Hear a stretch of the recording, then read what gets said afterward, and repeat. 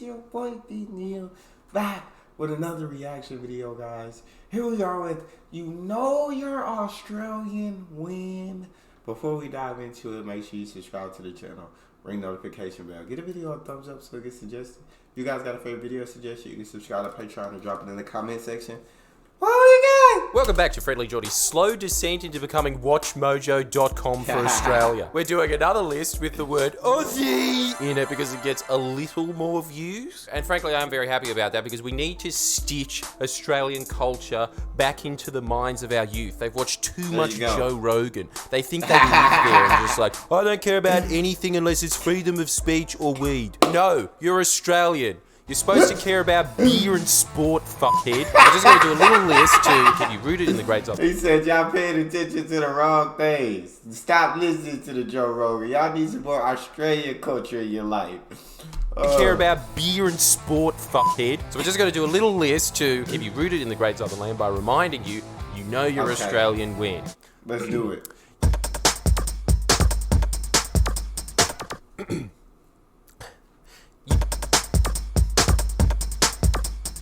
You know you're Australian when you rear-end a Toyota Hilux, the guy comes out and apologizes to you because your car is fucked. And his car is better as a result of the collision. It has slightly less cement dust on it. Now he doesn't have to go to Coles Express car wash. Owning a Toyota Hilux is the Australian equivalent of the Midas touch story. Why must my happiness come at the expense of my fellow man? You know you're Australian when you're sitting at home with your reject shop. Wow, when you hit this truck and the guy come out and apologize to you because your car is total and his car is better than it was before you hit it.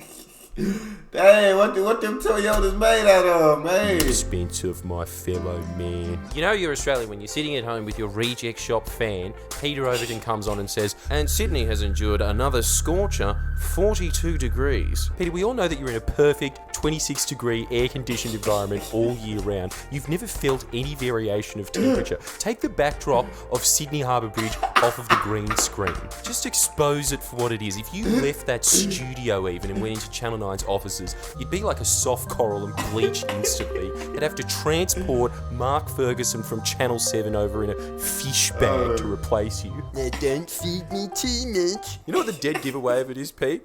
Everyone watching you is in their underwear. You're in a suit. You know you're Australian when you're in one of those shitty food courts where the only thing that isn't a major brand name is some Chinese eatery. And on one of the middle food court tables is a bunch of pigeons going nuts because somebody ate 7/8 of their 3-piece feed. The women next to you who work at Myer are disgusted because, don't they have nuts? But you're disgusted because you're watching a scene from The Road.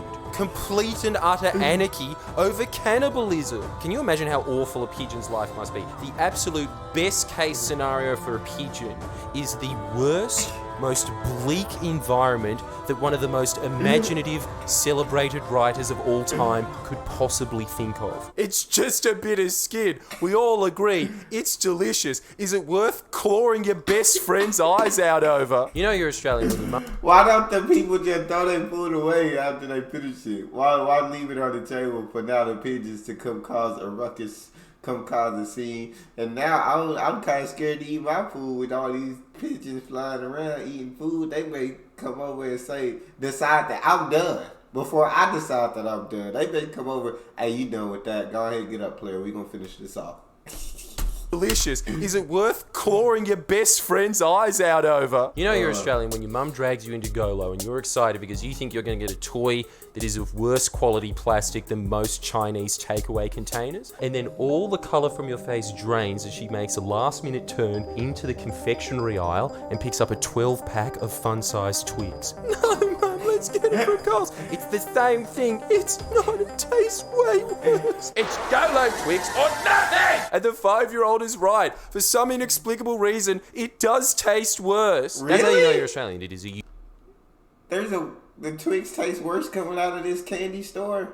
unique phenomenon to this country that mothers care less about the well-being of their children than bargains. You know you're Australian when you go to a house that has a sliding back door and there's some mangy dog really wanting to come inside. You say, oh, you got a dog. No, don't let him in. He's an outside dog. Which seems to be this legal loophole that the RSPCA in Australia can't get around because, let's be honest, it is full-blown animal abuse. They never get taken for a walk because, what, he's got toys out there? He can tire himself out? It's a fucking big backyard. It's a quarter-acre block. 1/16th at best. You know you're an Australian when nobody in your family is of any traditional spiritual persuasion. The closest thing to that being your mum watches Better Homes and Gardens. She learns a tip from it and then goes ape shit when no one else knows something that she didn't know a week ago. How many times do I have to tell you to not put bananas with other fruits? It makes them rot faster. What is this continent where our L. Ron Hubbard is Joanna Griggs? You know you're Australian when you're Oh, it is like, Ma, you just learned this a week ago. You just started telling me, Ma. We've been doing this my whole life. How you expect me to change this quickly? But that outside dog one, I can relate to that one. I can relate to that one. Is this continent where our L. Ron Hubbard is Joanna Griggs? You know you're Australian when you're 13, your best mate's sister's 15, and you've had about 300 wanks thinking about her. You would saw God dang. 3 of your own limbs off just to see one tit for a couple of seconds. Just as long as you got to keep old writing. And when you think about it later on, the only reason you were so obsessed with her is because she was there. And your mum's version of your best friend's sister is chefs on TV. Oh, I like me some Jamie. You know you're an Australian if every fight you saw in high school that started with you and me, Nathan, at the Oval after school never eventuated into an actual fight. The only time it ever did was when it started with, what's up, bro? What's up? What's up? And then one of them throws a punch which at best is 20% of what they could actually do. That... Okay. And then prepare to see boxing that is in such poor form that it'll make Rock'em Sock'em Robots look like De La Hoya v Mayweather. And always ends when they start bear hugging each other and one of them grabs the shirt, lifts it up to about here, at which point a male teacher with no hair will apparate like a wizard in Diagon Alley and say, right, you two, principal's office, first thing Monday. Neither of them go. Of course. The teacher goes, he forgets. And finally, you... I love Friendly Jordies. I love this chat already, bro.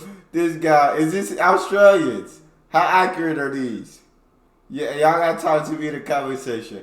How accurate are these? Is he 100% on the money? You know you're an Australian if the overriding emotion that you feel on a daily basis, much like how Americans make everything seem much more important and amazing than it is, and British people seem to think that sarcasm is as important as oxygen. I bet in high school chemistry they taught, right, let's review the periodic table. Right next to hydrogen is David Mitchell. Australia's overall vibe is just this.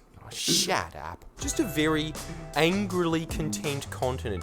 The coat of arms should just be folding arms. I'm all for changing the national anthem if the new song is entitled, Hey, Settle Down, and it's the only national anthem on earth where it's impolite to stand. Everybody please fold your arms, slant back in your chair, and get a slightly furrowed brow for the national anthem. Everything here has this if it's not broken, don't fix it attitude. How about we get better hospitals? Well, why? These ones work. How about we have foreign mining companies not steal 80% of our resource wealth? How about you fuck off? Well, what do you want to do? I just want to sit here watching American pickers on 7 May stuffing me mouth until I barf with sayos and coon cheese, and if you so much as bring any of those poof kettle chips near me, I will crack your mouth shut. Smiths or neck yourself, cunt. So there you are, this is basically just...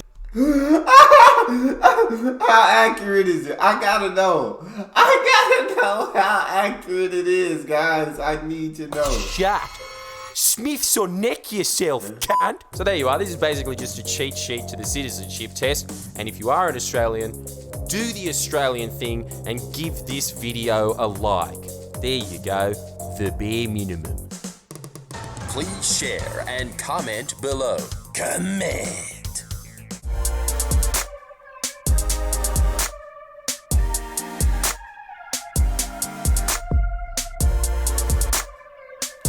Nah, that was really fun to react to. I thoroughly enjoyed it. But that's all we got. You guys got a favorite video suggestion? You can subscribe to Patreon or drop it in the comment section. Subscribe to the channel, ring notification bell, get a video a thumbs up so it gets suggested. You guys got a favorite video suggestion? I already told you what to do. It's your boy D. Out.